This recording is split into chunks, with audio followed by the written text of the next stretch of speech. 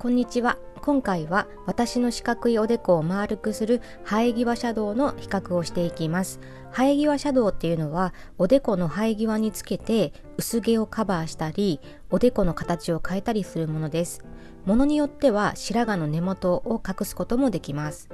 前にセザンヌとフジコのシャドウを比較した時に他のブランドも比較してほしいとリクエストをいただきました。私もマイベストな生え際シャドウを探したいと思っていたのでいろいろ買い集めて比較しました。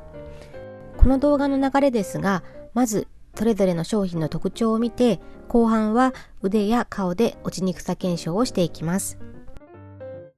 集めたのは5つです。フジコのデコシャドウエブリバディブラウン、セザンヌヘアメイクパウダーなじみブラウン、トゥークールフォースクールのシェーディングマスター01ダークアッシュ、ララチューヘアクッションマスターダークブラウン、エチュードのポンポンヘアシャドウナチュラルブラックです。韓国コスメのマモンドのシャドウについてもリクエストをいただきましたが、9店公式ショップに問い合わせたところ販売終了していました。選んだ色は私が黒髪なのでなるべく暗めを選んでいます。比較する順番は並べてみた時に色味が薄かったものから濃いものの順で比較しました。一つ目はフジコのデコシャドウエブリバディブラウンです。鏡付きで下にマッシュルームのようなパフがついています。韓国製でカラーは一色展開です。腕にスウォッチするとこんな感じです。色味をしっかり見るために指でもスウォッチしました。グレーがかったブラウンで個人的には黒髪にも使いやすいカラーです。この後おでこに塗っていきますが、左側は付属のパフを使って、右側は普段使っているダイソーのチークブラシで塗っていきます。左側はなるべく色味が分かりやすいように塗って、右側は普段自分がメイクしている濃さでつけていきます。付属のパフで塗るとこんな感じで、ちょっとパフがどこにあるのか分かりにくいと思いました。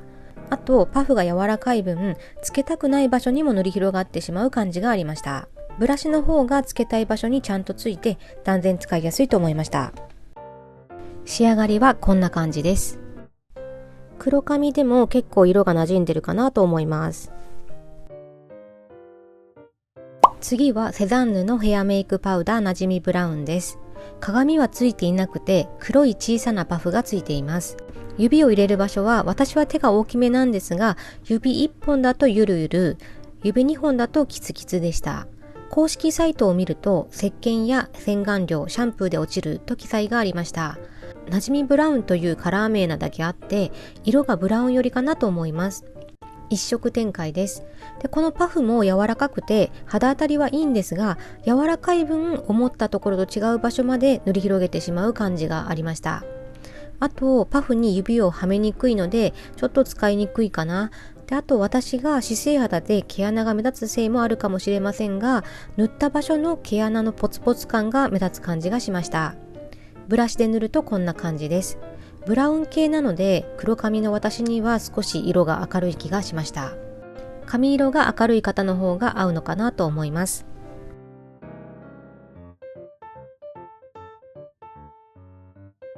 次、トゥークールフォースクールのアートクラスバイロダンヘアシェーディングマスター01ダークアッシュです。トゥークールフォースクールはシェーディングパウダーで有名な韓国ブランドです。アイテムは鏡付きで2色入り、薄い五角形の起毛状のパフが付属しています。指は2本入ります。私はミニブラシ付きのキットを購入しました。腕にはパフと指とブラシでスウォッチしました。指のスウォッチは2色別々に塗りました。販売カラーは2色展開で、ライトブラウンとダークアッシュがあって、今回はダークアッシュを選びました。ダークアッシュの配色は黄土色っぽいブラウンと黒に近いブラウンです。9店公式ショップによると、ウォータープルーフ、スウェットプルーフの非臨床試験済みと書いてありました。付属のパフでも塗りにくくはないんですが、パフよりも付属のブラシの方が細かな場所も塗りやすいかなと思いました。ただ色づきは穏やかだったので、ダイソーのブラシで塗る方がしっかり色づくかなと思いました。色味は2色入りなので、色を調整すれば幅広い方の髪色に合わせられるかなと思いますが、黒髪の私には黒っぽいカラーの方を多めに使ってもちょっと明るい気がしました。次、ララチューヘアクッションマスターダークブラウンレフィルのみ購入しました。ララチューは私自身知らなかったブランドですが、皆さんはご存知ですか？ちょっと詳しくお話ししていきます。9点でヘアラインシェーディングっていうカテゴリーを見ていたところ、このアイテムがとても高評価だったので買ってみました。別にネットで調べてみたら、このブランドの別の生え際シャドウが日本のショップチャンネルで扱っていて高評価だったんですよね。なので私は知らなかったけど、生え際シャドウ界というかな、このアイテムの分野では定評のあるブランドなんだと思います。で、本当は本体があって、クッションファンデのようなパクト型のケースになっていました。で、立派そうなブラシがついてくるようです。私は9点のビューティートッピングっていうショップで購入したんですが、本体は3990円で、今回はとりあえずレフィルだけ買って2000円台で買いました。サイトの表示によると、生え際だけでなく頭頂部につけて薄毛や白髪の生え際も隠すことができるみたいでした。今回集めたアイテムの中では唯一男性の使用例も載っていました。で、スウェットプルーフ、ウォータープルーフ、オイルプルーフなども個人差はあるとは書いてましたが、効果があると書いてありました。色展開はライトブラウン、ダークブラウン、ナチュラルブラックの3色展開で、私はダークブラウンという中間のカラーを選びました。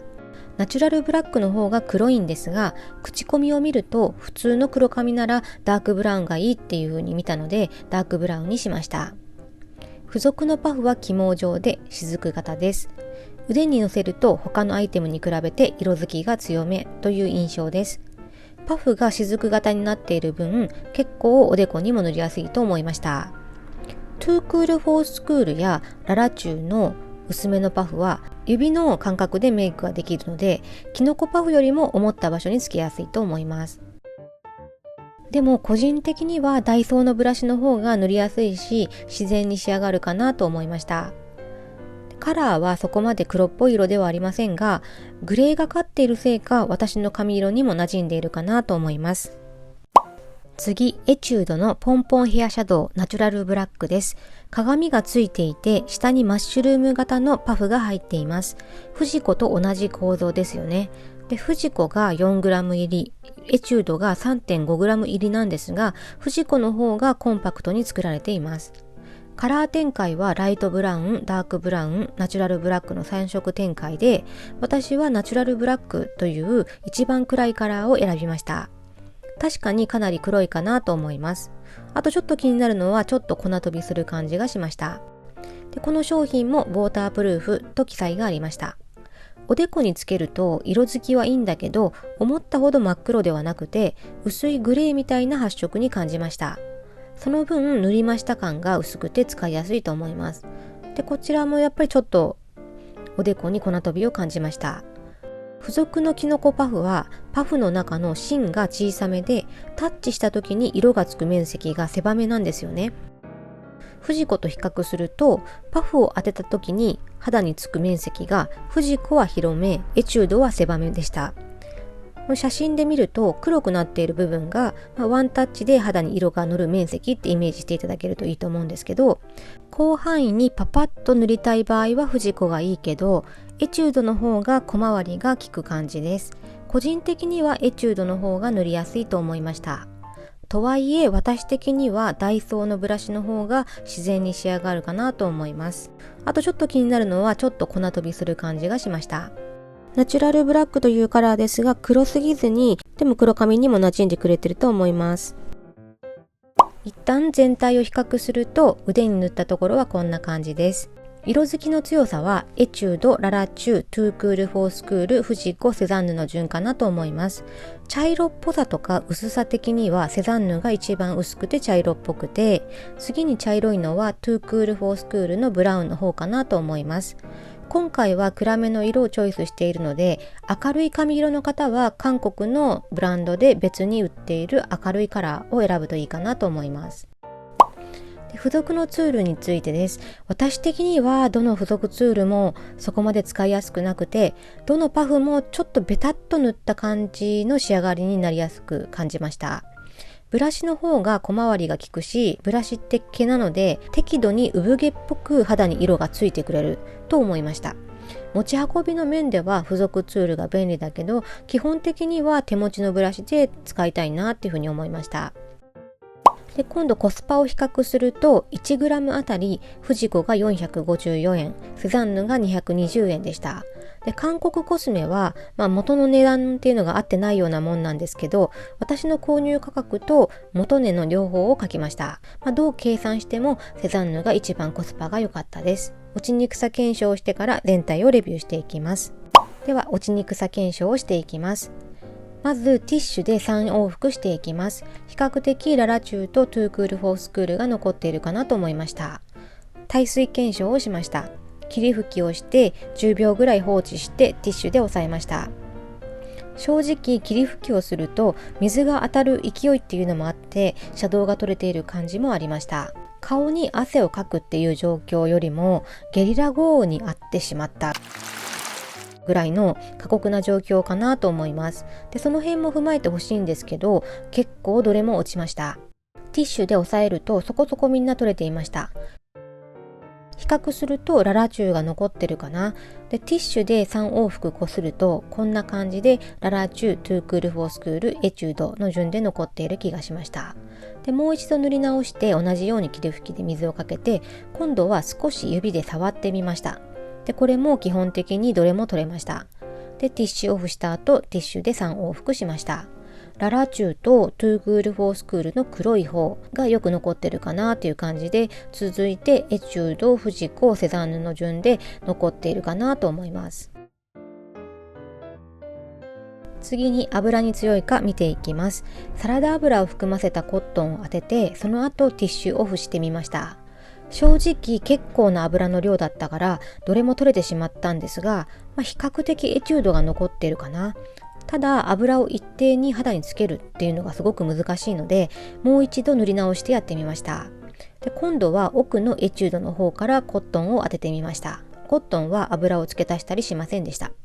で、ティッシュオフします。で、そうすると今度はそこそこみんな残ったんですよね。普段の皮脂テカリとしてはこの2回目の油の検証の方が参考にしやすいのかなって思います。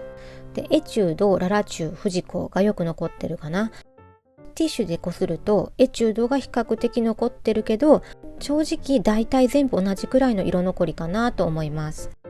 あと指や爪で触った時にどれだけ取れるかを見ました。日常的に生え際シャドウを使っている中で、私は不意に顔を描いちゃうってことがよくあるんですよね。爪や手にシャドウがついたり、筋状に額のシャドウが取れてしまうっていうのが気になっています。なので5回指でタッチ、5回爪でポリポリしてみました。素人の検証なので触る力加減も一定にできなくて、本当に軽い参考程度に見ていただきたいんですけど、色残りが少なめに思ったのはセザンヌとフジコとトゥークールフォースクールでした。で、色づきが穏やかだと指や爪に、当然つきにくくなるなって思いました。反対に色づきが強いと触った時に色が取れやすいかなと思います。だからハイリスクハイリターンを取るか、ローリスクローリターンを取るかみたいな感じに思いました。腕での検証の色残りをまとめると、色残りが良かったのは摩擦ではララチュー、トゥークールフォースクール、お水ではララチュー、トゥークールフォースクール、エチュード。油だと検証によって差が出て何とも言えないところがありますが、エチュードが比較的強めかなと思います。指への色残りの具合はセザンヌ、フジコ、トゥークールフォースクールが少なめでした。総合的にはララチューとエチュードが落ちにくい気がします。ただ元々の色づき自体も強いから色残りも良かったのかもしれないですよね。で、つけた直後と検証後の色が取れた割合で見ると全体的にそこまで差がないのかもしれないなとも思ってしまいました。で、次に顔に塗って10時間ほど過ごしました。まず私の肌質をお話ししておきたいんですけど、私は基本的に脂性肌です。おでこや頭から汗がほとんど出ないタイプです。なので顔での検証は主に皮脂に強いかを確認することになるかなと思います。で、髪型は基本的にオールバックのポニーテールです。で、おでこの角の部分を生え際シャドウで丸くしていきます。で、ツールはダイソーの斜めカットのチークブラシでつけました。ギュッと握ってシャドウを入れると狙った場所につきやすいです。このブラシは今は廃盤だと思いますが、似たようなブラシはたくさんあると思いますので、ご了承いただければと思います。で、塗布してだいたい10時間後の状況を撮影しました。日常の生活の中で撮影しているので、時間に差があるんですけど、ご参考程度にご覧いただければと思います。で、普通にメイクしてからそれぞれ生え際につけて検証してみたんですけど、正直どれも皮脂で浮いてムラになったり、不意におでこをパリパリ描いてしまうこともあって、筋状に取れたりしてしまうこともありました。全体的に一日中綺麗に残るっていう感じはなかったです。で、私の場合、皮脂崩れをしやすいので、皮脂崩れ対策を強化してもう一度検証してみました。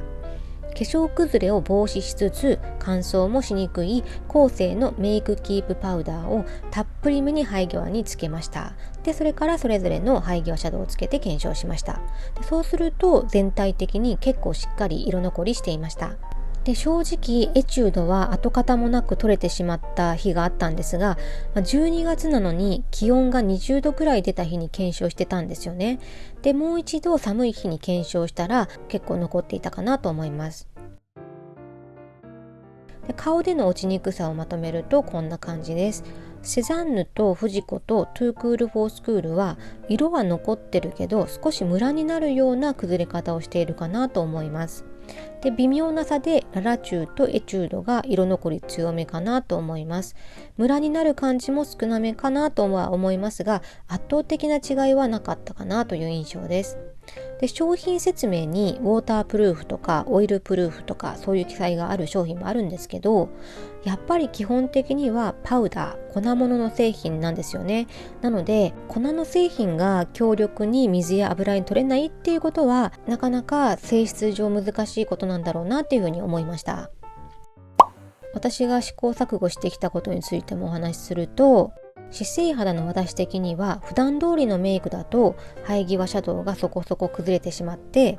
化粧崩れを防ぐパウダーを仕込むと全体的に持ちが良くなりました。じゃあもっと皮脂対策を頑張ってみたらもっともっと色持ちするんじゃないかなと思って試行錯誤したお話をしていきます。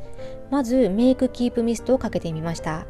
今回使ってみたのがブレンドベリーのメイクアップキーピングミストです。腕で生え際シャドウにミストをかけて検証したらウォータープルーフになってすごく色残りしたんですよね。で、実際に生え際で試したら自分の毛にもミストがかかって毛束ができやすくなってしまって逆に薄毛が目立ってしまう感じがしました。うまく使えばもっと生え際シャドウをキープできるのかなとは思いますが、使う場所が生え際なのでミストと毛との相性も考えないといけないんだなって思いました。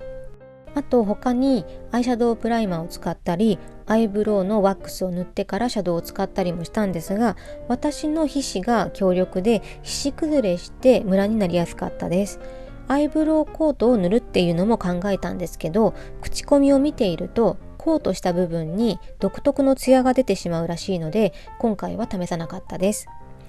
現時点では脂性肌の私的には化粧持ちを良くするパウダーを仕込むっていうのがいいと思います。簡単だしどんなパウダーでも割と自然に仕上がるし化粧持ちも良くなるかなって思います。生え際シャドウをキープする方法はもっと研究すれば相性のいい組み合わせもあるように思います。もしこんな方法があるよっていう解決策があればぜひコメント欄でシェアしていただきたいと思います。商品の比較や落ちにくさ検証をしてきましたがいかがでしたでしょうか。検証を踏まえてどんな風に選んだらいいのかをちょっと考えてみました。落ちにくさっていうのは差はあるけどものすごい大差がついたわけではないなっていう気がしました。特に皮脂崩れについては大きな差がなくって、